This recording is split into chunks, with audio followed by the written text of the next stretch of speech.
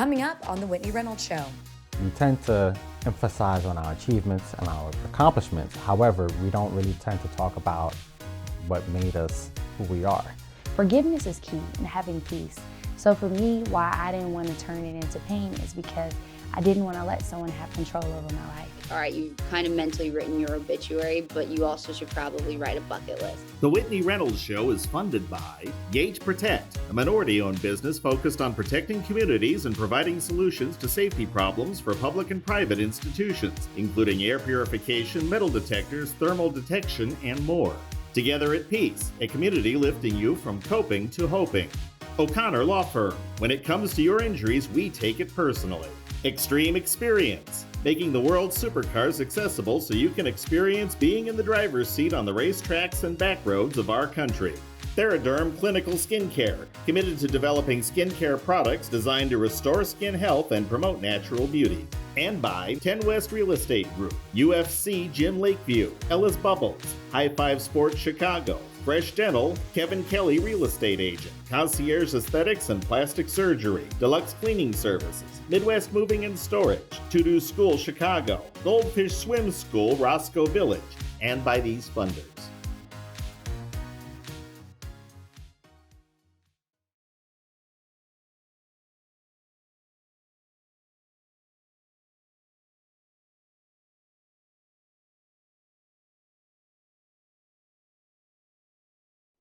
Rising up. Today's guests have been greeted by challenges, but looked them in the eye and actually used those challenges as stepping stones.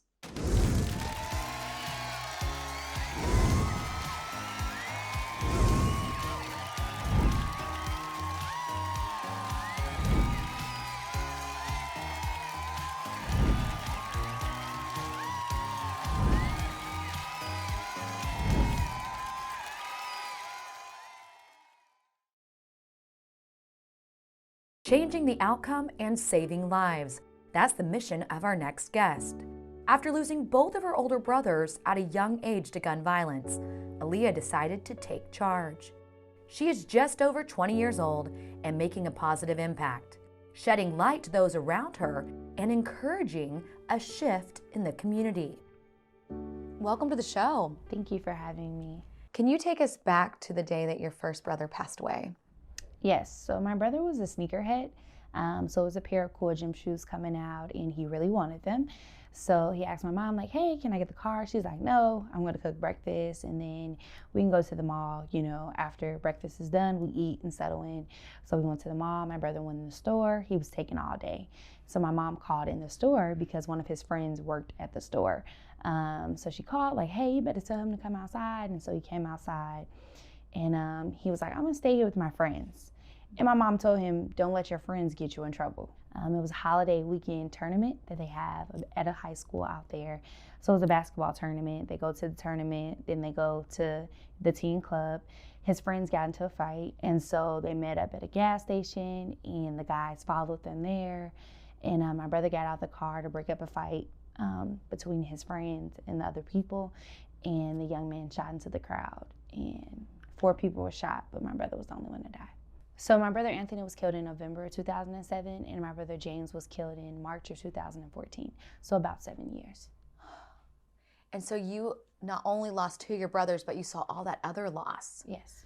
Again, some people take their pain and they create more pain. Right.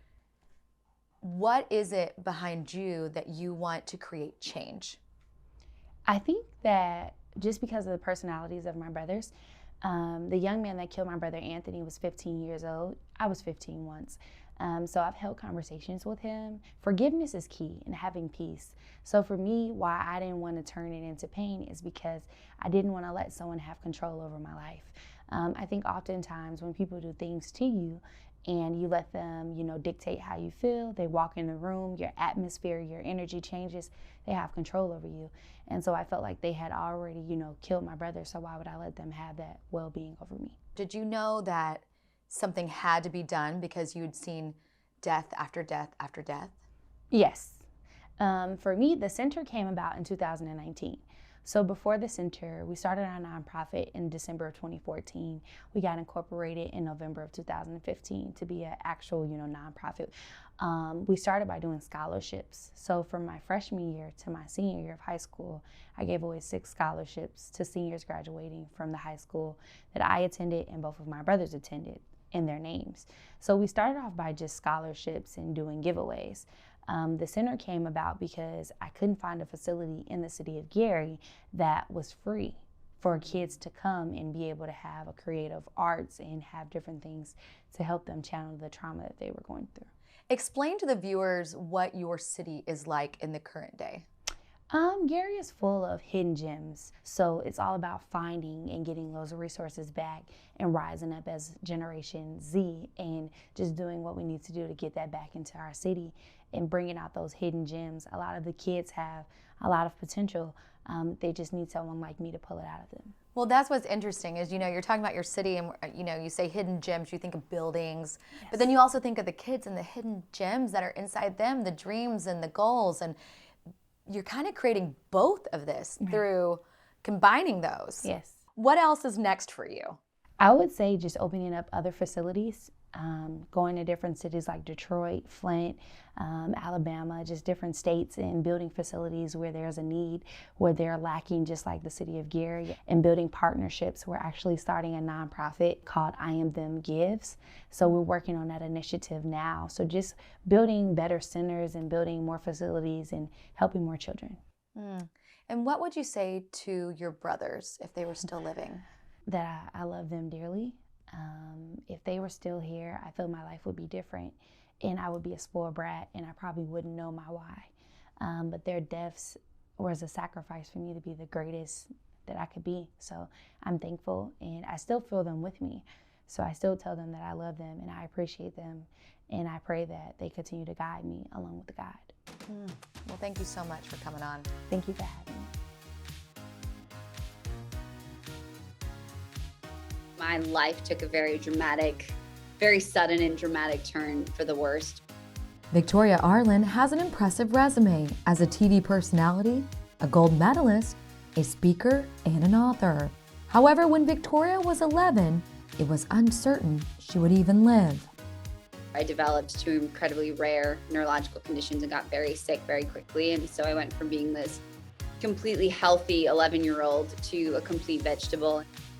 I was aware through most of it. So I was what they call locked in. I could see and hear everything. I just couldn't communicate it. I was like, all right, you've kind of mentally written your obituary, but you also should probably write a bucket list, because what if we think about what you're gonna do when you come out of this? The more I thought about living and the more I thought about things I wanted to do, the easier it was. In like one of the darkest times, I started to just list things I was grateful for in my head, and people were just like, what? Like, what did you have to be grateful for? And I'm like, well, I was alive still. You know what I mean? And yeah, that's scraping the bottom of the barrel, but it was a start. I knew I had to really shift gears pretty quickly to make sure that if I'm gonna fight this, I need to give it all that I have. Against all odds, and after 4 years in a vegetative state, Victoria started communicating again. The dying part seemed to be easier than the actual living part, because there wasn't a positive prognosis of what that would look like. So even as I started to come out of the vegetative state, they were very much like, there's damage, there's this, she won't be independent, she won't be functioning in society. And I kept proving them wrong, and relearning how to talk was a whole thing, relearning how to sit up, relearning how to hold my head up, relearning how to move every single finger. There were so many different things, and it just seemed like this huge mountain, but I was also like, but I have a chance now to climb it. And after 10 years of being paralyzed, Victoria was learning how to move again. This led her to winning the gold in the Paralympic Games. She got a job on television and started her own foundation, one that is dedicated to helping people in positions like the one she was in. I've been out of the vegetative state for 11 years now. And in that 11 years, what I've been able to do, but I think the biggest thing is I've been able to really use my platform to remind people there's no such thing as a lost cause. You have no idea when you're going through something what you're going through is actually preparing you for something greater.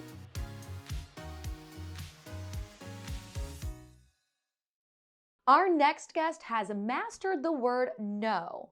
He's taken the letters and flipped them around and made it game on. Life is not without its struggles. Being able to fall and pick yourself back up is a big part of personal growth. And nobody knows that better than our next guest. Despite his esteemed credentials, he has seen the face of failure many times, but he refuses to give up. Welcome to the show. Thank you for having me, Whitney. So you speak on rejection. Why? Well, people don't talk about it. That's why. When I first started writing a book, I noticed that on social media, people oftentimes highlight their highlights. They show their highlights and how important and how they are, and they don't talk about how they got there. And every successful person I know have a rejection story. So, lo and behold, I just wrote that book, The Perfect Rejection Resume. It's interesting because you are right. Everybody does have a rejection story. And why do you think we don't lead with that? Well, part of the reason why we don't lead with that is because our failures, we tend to get embarrassed by talking about our failures. And we're primed to say, you know what, we can't worry about failing. We can't worry about the negative things that happen in life. And I want to highlight that. I want to showcase the fact that you can turn your L's into lessons. And we notice that, the letters like M and W, like millionaires and winners, come after L's, losers. So that's why. Did you ever get called a loser? Like, how'd you come up with that concept? Yeah, well, I've always been called a loser. And I took it in, I internalized that. And I said, okay, you know what? I'll use that as my lesson instead of a loser, and then turn that into what's next, winning. Well, you mentioned your childhood. Take us back to some of those stories of rejection. So I used to play basketball. I used to run track. I was so active in athletics. However, the coaches would tell me, and they were being honest, hey, you may not be the guy for us. I've gotten cut, varsity teams, I've gotten cut in other athletic programs, and it's like, you know what, I'm okay. I'll take that, but I'll get better and better. And with that being said, I just, tend to thrive. And it may not be in athletics, it may be beyond athletics. Because I know that once that ball stops dropping and dribbling, I should be fine going forward as well. Well, and that's just your childhood. You actually, how many rejections did you get into college? 25, over 25. Okay, but your story doesn't stop there. That's what's interesting is, you tell being a kid and turning that letter, so you must have had this kind of ingrained in you, but then it kind of led you and became this light into this college rejection time. Tell us about that. So when I was applying for colleges, my dream institution to get into was at Columbia. How ironic, I'm teaching at Columbia right now, but I applied there in 2011, and I remember I was on a bus waiting for that decision. And when I got the decision, I noticed that I was rejected. I took that, I put it in the wall, and I said, okay, you know what, one day, 6 years from now, or 5 years, it may not be this year, it may not be next year, but one day I will end up on Columbia University's campus. And lo and behold, 5, 6 years later, I am the associate faculty there. Would you call that, putting it out there in the universe? Some people say, I am visioning, do you believe in that? Yes, vision boards, right? When we look at vision boards, we look at objectives and goals. We tend to go after that. Rent is due every day. Ooh, that's good. And the landlord that you're paying is your goals, your objectives, your vision. So when I say that rent is due every day, you always have to work hard every single day to make sure that you're paying your dues. And when I think of your currency, right? When we think of paying off our rent, our money is our currency. However, our efforts and our ethics are our currency. So if you're putting in that effort, you fail, you still paid off that rent. Let's talk about your yes that changed your life, because I know we've been talking about the no's, the rejection. You finally get the yes. How did you use that? So I got the yes when I was 24 years old. When I was 24 years old, I received my doctorate from a small school that accepted me. The small school was named Felician University within the School of Business Administration. I got my doctorate degree in finance. So that was my yes that pushed me forward. Now, the reason why that year is very important is because that was the same year that I was accepted as an associate faculty at Columbia University. Now I'm starting to pick up momentum. I'm starting to utilize that framework as far as taking on that chip and moving forward, failing forward as well. Failing forward. Yeah, so that first yes was my first time getting called Dr. Eli Joseph. Oh, yeah. That had to be one of those moments for you. Felt like a champion. Yes, and now you speak to this regularly. You tell people to keep going even through the rejection. You call it almost a succession through the rejection. Yes, I even have a rejection resume. Okay, tell me about that. So a rejection resume is basically a document that highlights your lowlights. More like a resume, we tend to emphasize on our achievements and our accomplishments. However, we don't really tend to talk about what made us who we are. So a rejection resume is basically a list of how many schools that rejected you, the time that you got fired, the time that you were rejected by an organization or an institution. So that's compiled up in all in one document, and it can actually help you get the job in the future, believe it or not. I don't send it out to the employers or the institutions that I want to be employed by. However, I share it on social media to say, hey, look, I've accomplished what I need to accomplish, but you guys need to take a look at my rejection resume to see where I come from. And lo and behold, one time I shared that rejection resume, and he looked at the rejection resume, and he realized that I've applied to that institution over 500 times. And he said, to be honest, Eli, I kind of regret not bringing you on the team. Wow, that is a full circle moment at its finest. Well, thank you so much for coming on. We always say people need to own their stories. And for our show, we believe that the tough moments are building up that strength to get us really where we're supposed to go. Thank you so much for sharing my story, Whitney. I really appreciate you.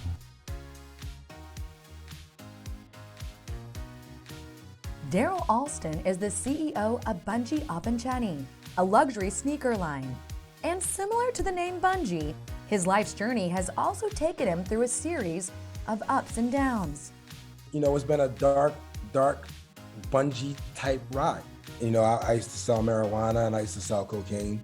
Those were the two things that I used to sell.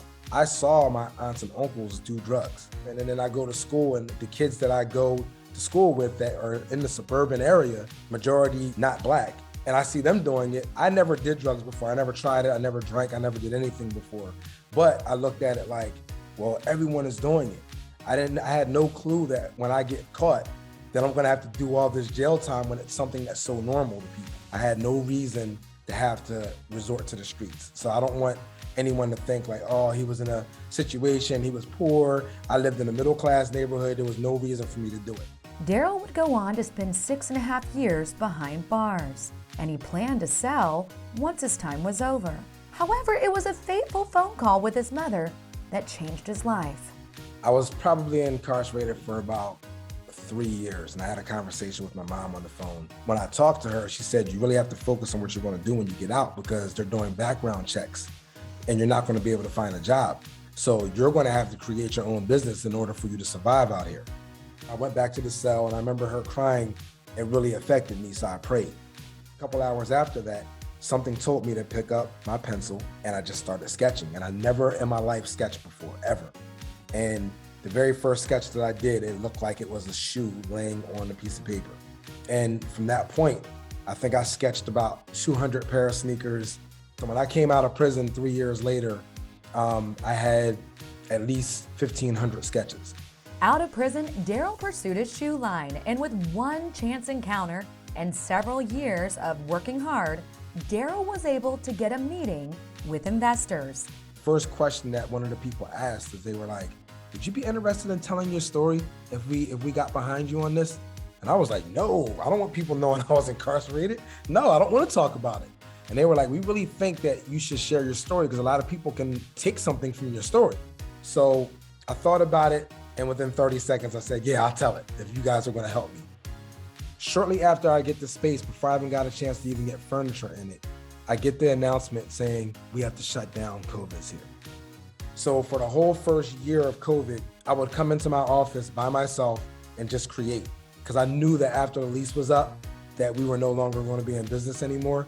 After that happened, one of the lead investors says, well, we know that you've been there for about a year. Is there a way that we can just come down just to see the space before, everything gets shut down? And I was like, yeah. So they come down, they look at the space, they look at everything I created, and the lead investor says, there's no way that I can walk away from this and not let the people see what you've created. Daryl's story and his company is a reminder that sometimes when the going gets hard, we must bungee back up. Everything that I experienced in my past, I had to make sure that I didn't give up because I knew that I had no other options. I'm so happy to be here, and I'm appreciative of being here. And I just hope people appreciate my craft because it's an art that I had to fight and struggle for to get. Ally Brooke plays Sophia in the film High Expectations, a movie about a soccer player with one last shot at accomplishing his dream. Throughout the film, she encourages the main actor to not only score goals on the field, but go after dreams and goals in real life. My character, she's someone who is not willing to give up. And I loved that about her. And she knows when to be strong and when to say no. She follows her instincts, and I love that about her. And being able to kind of put it all together with her and in her and through her was just, it was amazing. I try to be a light, and I really saw that in her. I've been through a lot, and I've kind of experienced a lot, and to kind of pull from all of that and then be who I am now is something that I love, and I try to be that light because it really means so much to me to be able to be that for others. Similar to the film, Ally has a history of pursuing her own dreams. Previously a member of the musical group Fifth Harmony, Ally is now pursuing an acting career. There was a point where I really was I had kind of lost control, kind of was at a rock bottom point, and being there, not feeling seen, and really kind of being in that to now just having what I have, spreading that light that I can. She hopes her performance inspires audiences to rise up and chase their own dreams. You can be who you want to be, and there's so much ahead. There's so much ahead for you. That's what I want them to experience and to be moved. The beautiful thing with today's topic is no matter where you are, you can keep rising up. Remember, your story matters.